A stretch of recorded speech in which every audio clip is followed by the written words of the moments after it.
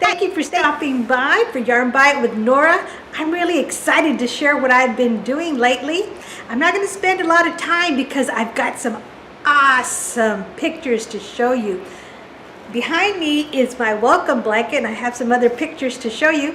I'm going through the process of how I made it, and also I'm going to take you on a little tour of my backyard. I live by the Texas-Mexico border, and we've been in the news a lot with the border wall and some of the ecological damage that's going to be caused by erecting a border wall.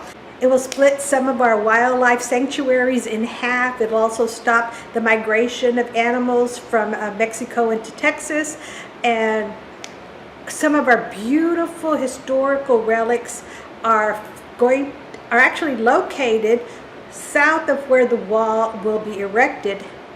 It'll still be in the United States, but it won't be accessible to citizens. And especially now, Texas is trying to pass a law prohibiting citizens from traveling on the levee. And a levee is kind of like a dike that is built up to keep the river from overflowing. It does it rarely, but when it does, it causes a lot of damage.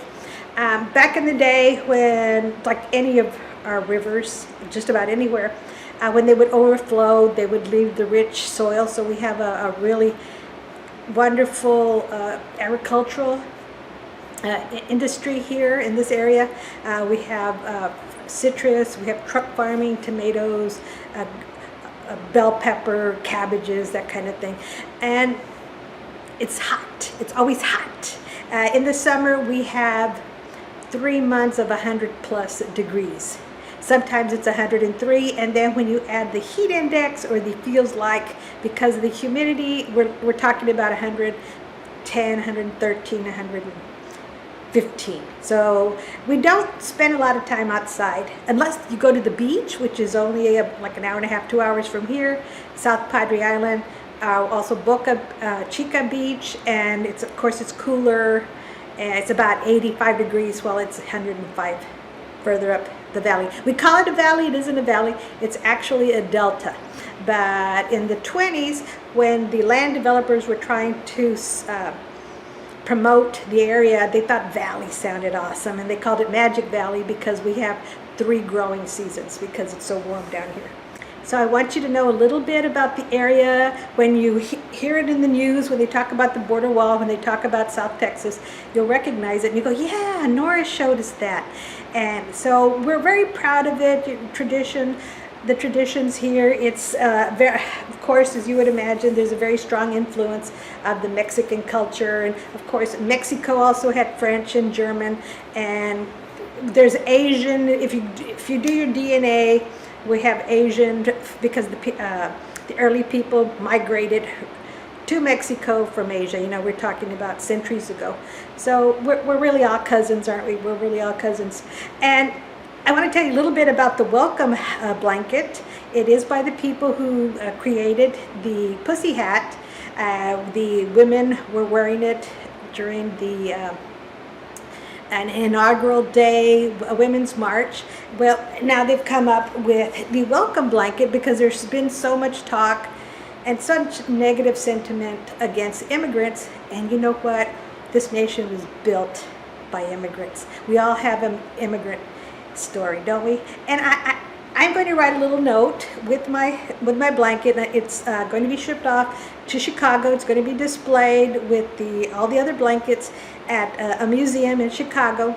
And we're supposed to write a little note. And I want to tell them about my family's immigration story, how we came most recently from Mexico. And what's really interesting is I did have my DNA done 100 years ago. There was one Italian person.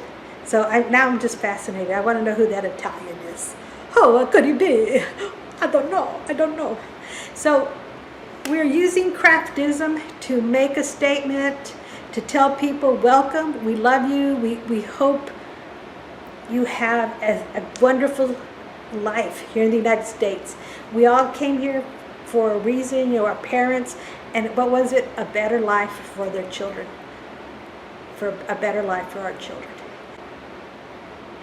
Thank you so much for joining me And boy, oh boy, does this project have a lot to say.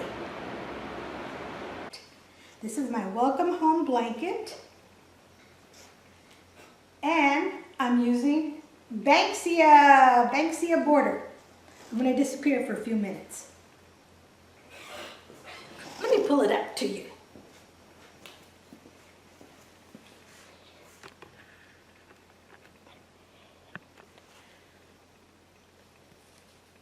What do you think? I also put a little inset. I'm not done yet. I'm still working on it. Here's an inset of the Banksia, and then here's the border right here. Oh, I love it. Like the kids say, if you love it so much, marry it. I would if I could. I love it. And I hope you like it so far. I started it as a square, granny square, and just kept getting bigger and bigger. And I wasn't too happy with it, the way it was flaring out. And then I decided, you know what? Maybe I'll put something airy and light to kind of take up some of that slack. Almost done, got a couple of more rounds. And this is a free pattern. It's the, let me go to the front page, excuse me while I find the author, the Banksia border. I'll come up and show you. The Banksia border, and if you like charts, here's a chart.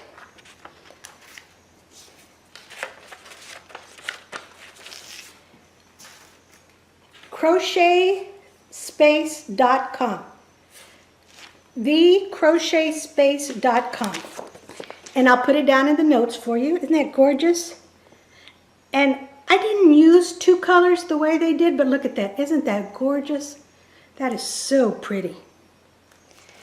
Totally in love with Banksia. Totally in love.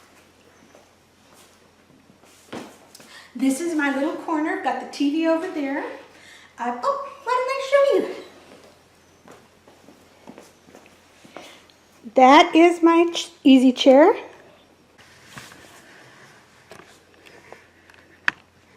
There's the TV.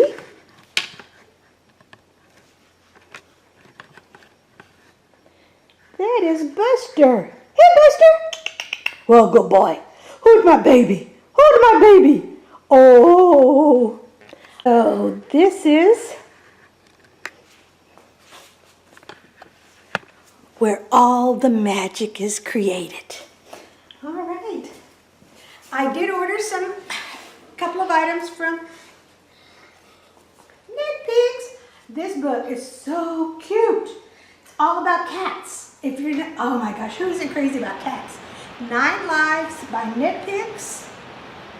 So pretty. And Nitpicks usually has their books for 40% off. I mean, you cannot go wrong.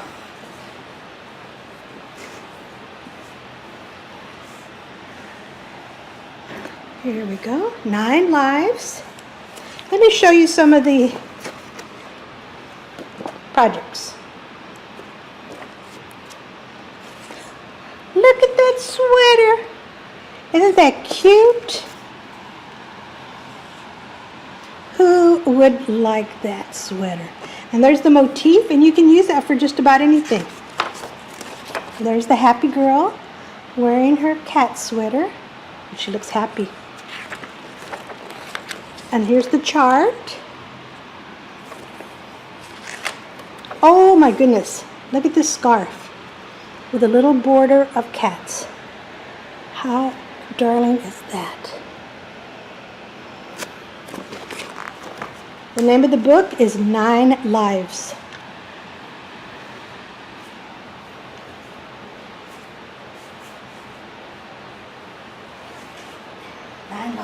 So I got that. I do want to show you, this is my mittens notebook. I'm trying to get my patterns all together because I don't know if this happens to you, but sometimes I buy the same patterns. Now, I mean, I liked it once, I liked it the third time I saw it. So this one is Darling. This is a book. called Knitted Animals, Scarves, Mitts, and Socks. And I knit mittens for a good friend of mine, Rhea. She lives in Rhode Island, and every year she goes to New Hampshire for her daughter's first grade class, and she has a little project where she tells them stories, and she knits every child in the class mittens. And we met at a knitting event. We went to see the Yarn Harlot, and I overheard them talking about knitting mittens, and I said, hey, can I help? Since then, we have become very good friends. She hosted me at her home in Rhode Island, took me to New York City, had a wonderful time. First time I'd ever been to New York, had a wonderful time. And this is the book. She loaned me the instructions on how to make the mittens. I loved it so much, I bought the book myself. It's you can find it. This is brand new. It's an old booklet, but I found it brand new online. And then here are some of the patterns. I put them in protectors. And here's Minions. Of course, kids love Minions, don't they? And then this is just basic red heart. You can get those free. Here's a